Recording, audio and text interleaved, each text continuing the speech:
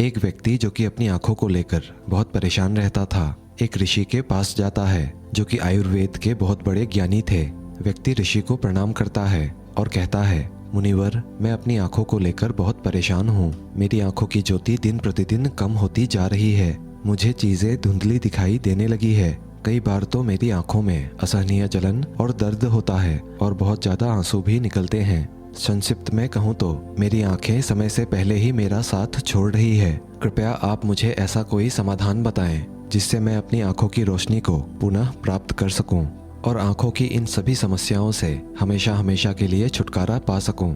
ऋषि ने व्यक्ति की सभी समस्याओं को बड़े ही ध्यान से सुना और फिर कहा, हमारे आयुर्वेद में आंखों के इलाज से संबंधित एक पूरा उपनिषद लिखा गया है जिसका नाम है चक्षु उपनिषद। इसके अलावा भी महर्षि बाघभट्ट जैसे कई आयुर्वेदिक चिकित्सकों ने इसका उल्लेख किया है। आंखों के इलाज से संबंधित कई नियम बताए हैं, जिनमें से कुछ प्रमुख नियमों के बारे में आज मैं तुम्हें बताऊंगा। इन नियमों का पालन करने से तुम कुछ ही हफ्तों में आश्चर्यचकित करने वाला परिणाम देखोगे और अगर तुम लंबे समय तक इन नियमों का पालन करते हो तो तुम्हारी आंखों की सभी बीमारियां जड़ से खत्म हो जाएंगी और तुम्हारी आंखें हमेशा स्वस्थ और दृष्टिपूर्ण बनी रहेगी।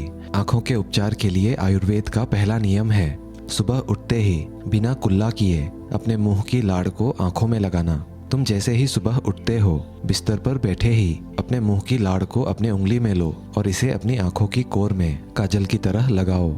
यह एक बहुत ही सरल और रामबाण इलाज है आंखों की समस्याओं का। असल में हमारी लाड़ में वो सब तत्व पाए जाते हैं जो मिट्टी के अंदर पाए जाते हैं। तो जब हम सुबह की लाड़ को आंखों में लगाते हैं तो हमारी आंखों को वो सभी पोषक तत्व मिलने लगते हैं जो इसे स्वस्थ बनाए रखने के लिए जरूरी है।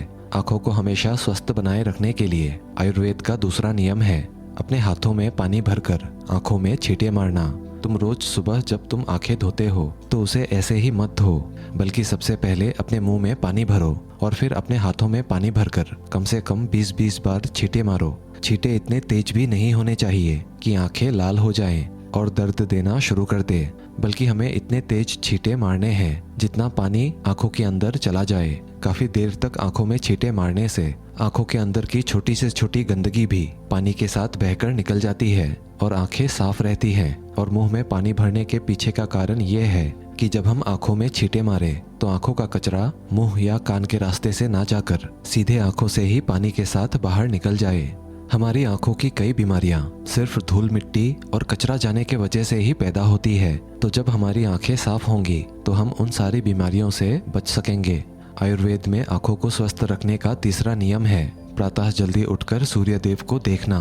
तुम्हें हर दिन लगभग 5 मिनट के लिए सूर्य देव को देखना है, लेकिन दोपहर या तेज धूप में नहीं। सिर्फ सूर्य उगने के पहले 1 घंटे के अंदर अंदर या फिर सूर्य अस्त होने के 1 घंटे के अंदर। सबसे अच्छा तो यही होगा कि तुम सूर्य उदय और सूर्य अस्त के समय सूर्य देव का दर्शन करो और अगर जरूरत महसूस हो तो पलकें भी झपका सकते हो।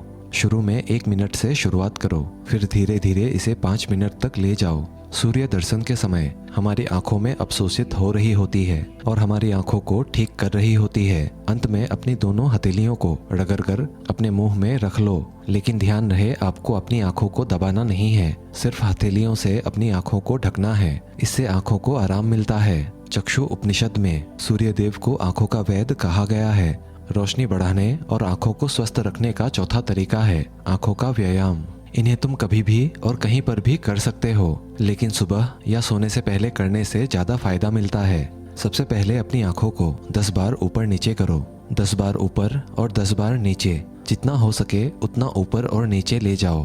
ध्यान रहे आंखों के साथ सिर नहीं घूमना चाहिए, सिर स्थिर ही रहना चाहिए, सिर्फ आंखें घूमनी चाहिए।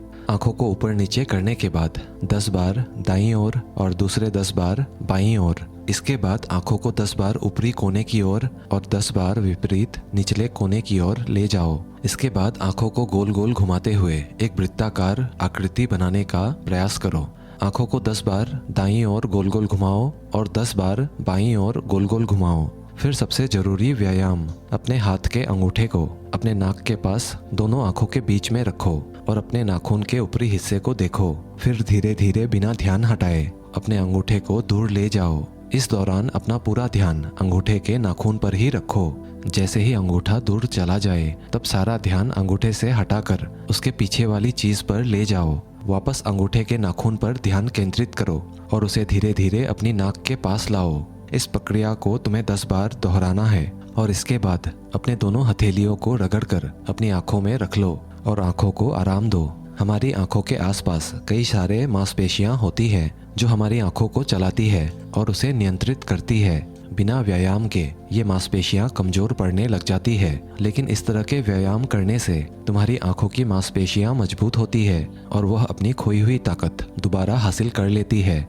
5वां तरीका, शरीर साफ तो बीमारियां साफ। आयुर्वेद कहता है अगर हमारा शरीर अंदर से साफ है तो हमें कोई भी बीमारी हो ही नहीं सकती। अगर हमारी आंतें साफ है, उसमें पुराना गंदा भोजन जमा नहीं हो रखा, हमारा पेट सुबह एक बार में साफ हो जाता है, हमें कब्ज की समस्या नहीं है, तो हमारा हर एक अंग स्वस्थ रहेगा। आंखें भी। अपने शरीर को अंदर से साफ रखने के लिए तुम्हें 16 घंटे उपवास या हफ्ते में एक दिन 24 घंटे उपवास रखने की जरूरत है।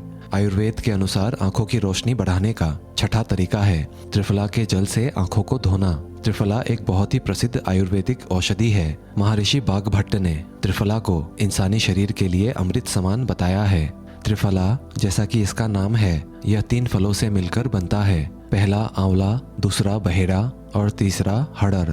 त्रिफला बनाते समय इन तीनों की मात्रा का ध्यान रखना बहुत ही आवश्यक है। त्रिफला बनाने के लिए हरड़, बहेड़ा और आंवला का अनुपात 1:2:3 के अनुपात में होना चाहिए। यानी आंवला 3 गुना, बहेड़ा 2 गुना और हरड़ 1 गुना। इन तीनों को सुखाकर इनके बीज निकालकर अच्छे से सुखा लेना चाहिए। इस तरीके से त्रिफला चूर्ण बनाया जाता है। किसी मिट्टी के बर्तन में 1 चम्मच त्रिफला चूर्ण 2 गिलास पानी में रात्रि में भिगो दो और सुबह उसे छानकर उसके पानी से अपने आंखों को धो लो। ऐसा करने से बहुत तेजी से आंखों की सभी समस्याओं में आराम मिलता है और आंखों की रोशनी बहुत तेजी से बढ़ती है। त्रिफला न केवल आंखों के लिए बल्कि हमारे शरीर के लिए भी बहुत ज्यादा फायदेमंद है, क्योंकि यह वात, पित्त और कफ तीनों का नाश करता है। त्रिफला लेने के 2 नियम हैं, एक रात को और एक सुबह।